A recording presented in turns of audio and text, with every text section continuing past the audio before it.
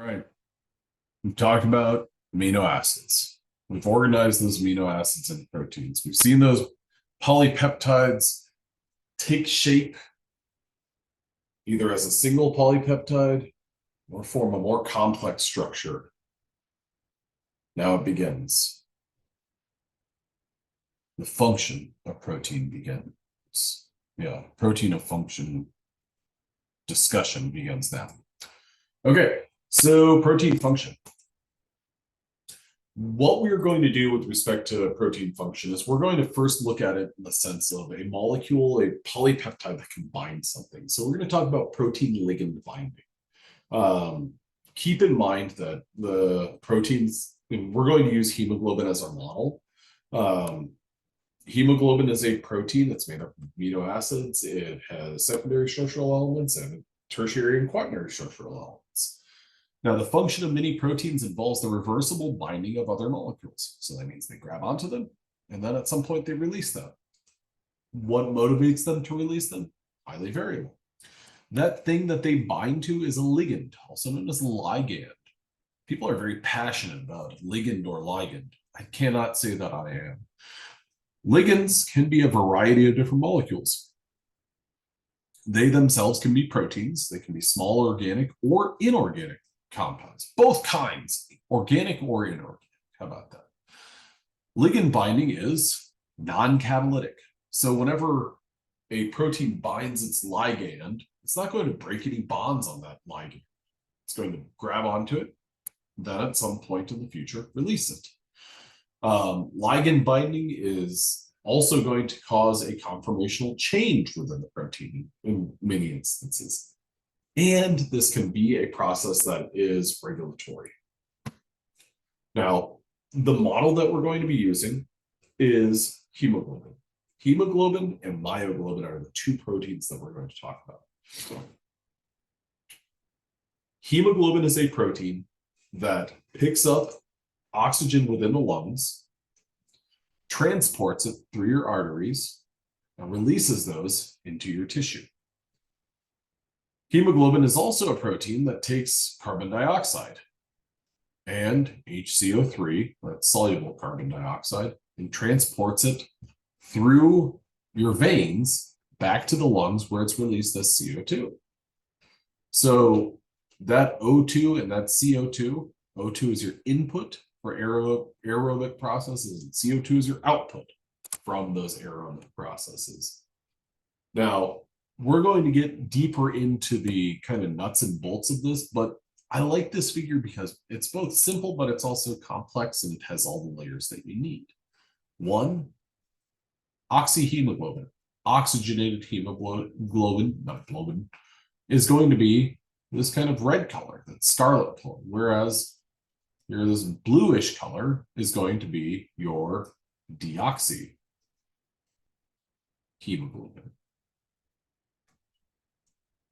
The hemoglobin that is taking, well, CO2 from the tissue to the lungs.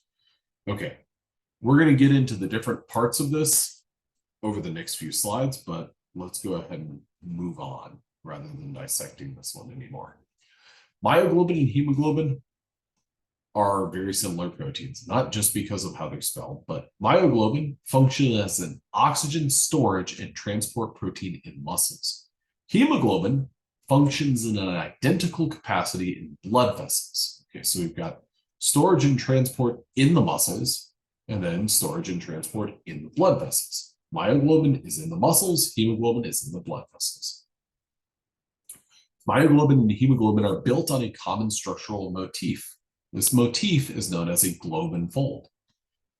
Now, this model, or these two models down here, I think are very important to look at adjacent to one another, but then also go ahead and label both of them and separate them. We've got MB or myoglobin, and then we've got HB or hemoglobin. Myoglobin or MB is a monomer. HB is a tetramer. Myoglobin and hemoglobin, don't get this mixed up. People like to look at the structure of myoglobin and structure of hemoglobin and say, you need 4 myoglobins to make 1 hemoglobin. That is not a correct thing to say. They're very similar to one another. We've already established that. They have this globin fold. The polypeptide chains around each, the polypeptide chains of these proteins fold around a prosthetic group known as heme, represented here by this, kind of looks like, when I was a kid, they had these toys that was like a 4-square ball and you got a little platform you could bounce on it. That's what it looks like.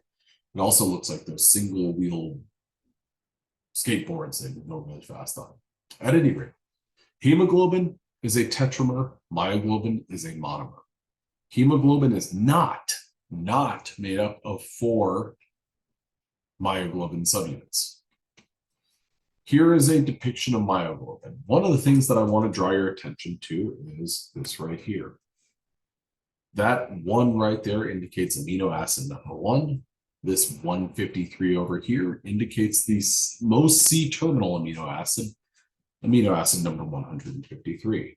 Now, this kind of looks like it has a series of tattoos, A, B, B, C, D, D, E, and so on.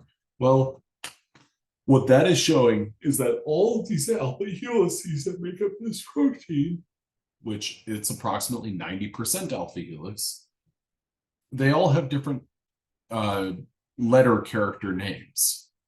Now, at the center of this protein is a heme molecule. That heme molecule is going to stabilize an O2 molecule. That O2 is represented by these 2 oxygens with a double bond between them. Now, here's another representation of basically the amino acid and our heme molecule. Now, before we proceed, oxygen is not particularly soluble in an aqueous solution. Its solubility and transportability is increased when it's bound to a soluble carrier. Our carrier here is heme. Amino acid side chains do not reversibly bind to O2. So I previously mentioned that a prosthetic group was something that helped a protein carry out a function. Well, protein can't really bind O2 very well, but a protein that's bound to heme can bind O2 much better. Amino acid side chains did not reversibly bind O2. Transition metals do, on the other hand. So at the center of this heme porphyrin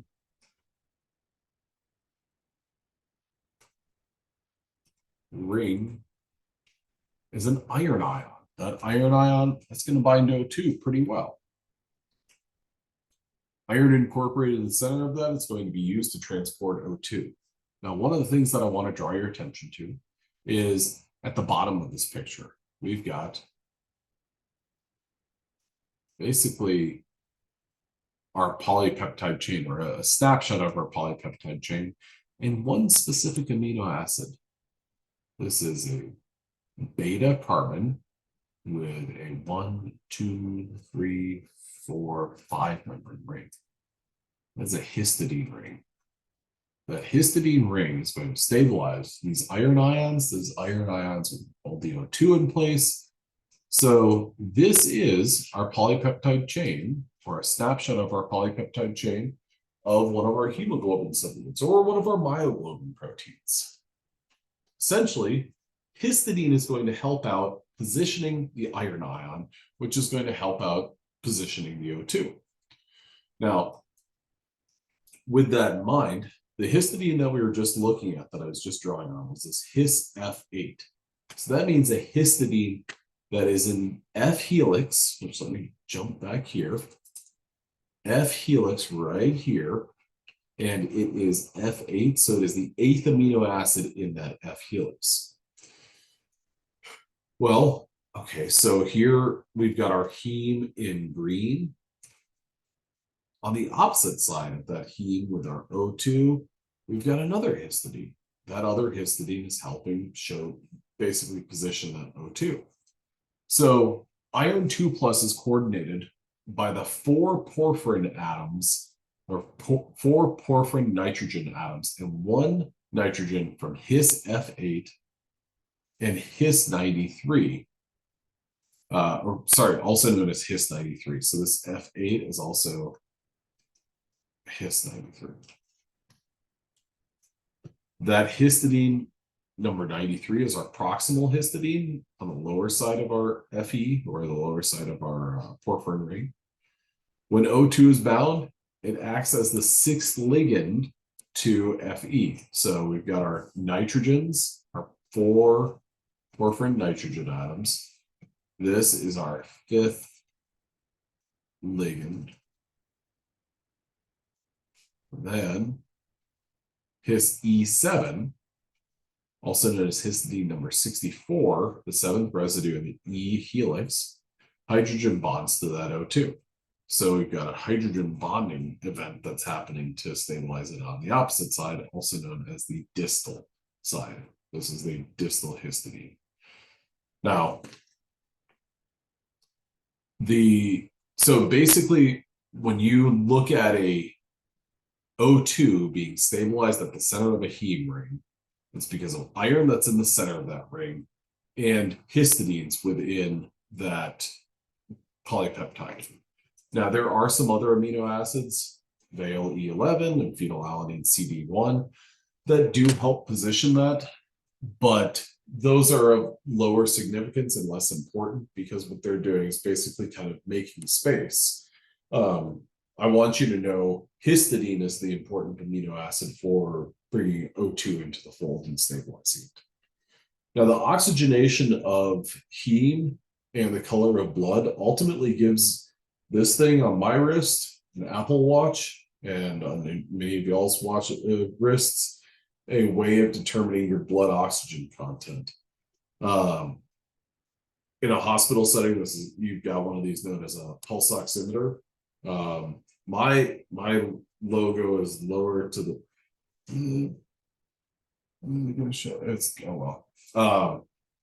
what we have is oxyhemoglobin has two wavelengths, about 540 and about 580 nanometers, that it's going to have the highest absorbance or highest amount of light absorbed. Deoxyhemoglobin, represented by this blue line, on the other hand, has a lambda mass of about 560 nanometers, so right there. So what your watch is doing is it's shining light within the visible light spectrum, and it is detecting, well, how much light at 580 and how much light at 560 and 540 is being absorbed. And based on those numbers, it's going to give you a percentage score of your blood oxygen content. Now, generally, if that's consistently like 92 and above, it's good. I think that most people is probably going to be like 96 and above. It's whenever it gets particularly low where it's concerning. But binding of O2 to the iron heme complex alters the electronic state of the complex, which changes the color from dark purple, the color of your venous blood, to scarlet, the color of your arterial blood, which, if we go back, there we go. We've got our arterial scarlet and blue, or what was the color that was dark purple? Okay, dark purple was that venous blood. And so that's how a pulse oximeter works. Oxidation of that Fe2 plus to Fe3 plus prevents O2 from binding. And that Fe3 plus heme complex is colored brown. This is also known as methylmyoglobin. Carbon monoxide, CO, or carbon monoxide, nitric oxide, and hydrogen sulfide combine to that Fe2 complex, Fe2 heme complex as well. So with that in mind, let's look at this. So possible problems that can emerge if heme comes in contact with something like carbon monoxide. Okay, the KD for carbon monoxide is 20,000 times smaller than the KD of O2 for unbound heme. So what that means is unbound heme. If we have our heme ring with iron in the center of it floating around, it's going to bind to carbon monoxide basically 20,000 times stronger than it would bind to O2. But the important thing is that's unbound heme. But with that in mind, let's think about this. Carbon monoxide is deadly. It's very hazardous. If you live in an apartment and your landlord has not provided, and you have gas utilities or gas burner or range or heater, you need to have a carbon monoxide detector. Contact your landlord and ask for one, and they should provide you one. Or just say, hey, I'm going to order this one. You can reimburse me. These are very sensitive, and it's very important that they're very sensitive because heme will bind CO 20,000 times stronger than O2. But keep in mind, this is unbound heme. So what we're looking at is basically something like this. We've got O2 at an angle and carbon monoxide straight up. It's almost similar to what we talked about with respect to strength of different types of hydrogen bonds. When all of the atoms of a hydrogen bond are in one straight line, it's a super strong bond. Compared to when they're at an angle, it's a little bit of a weakening. Now, this is all about unbound heme.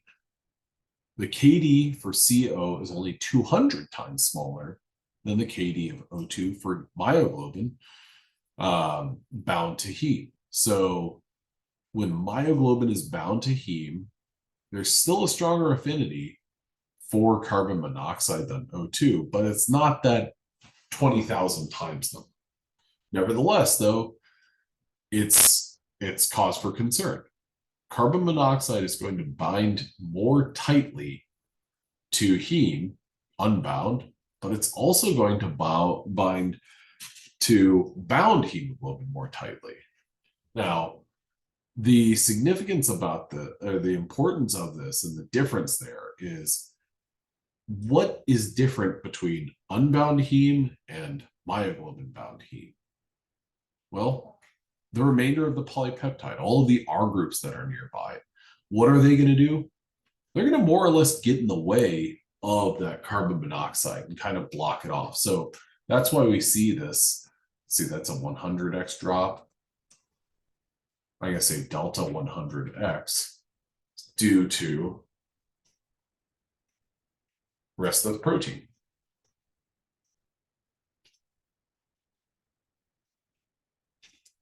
Okay. So, the important thing is that carbon monoxide binds vertically, not at an angle like O2. And the distal histidine is going to partially block it. So if you remember, we had our proximal and our distal.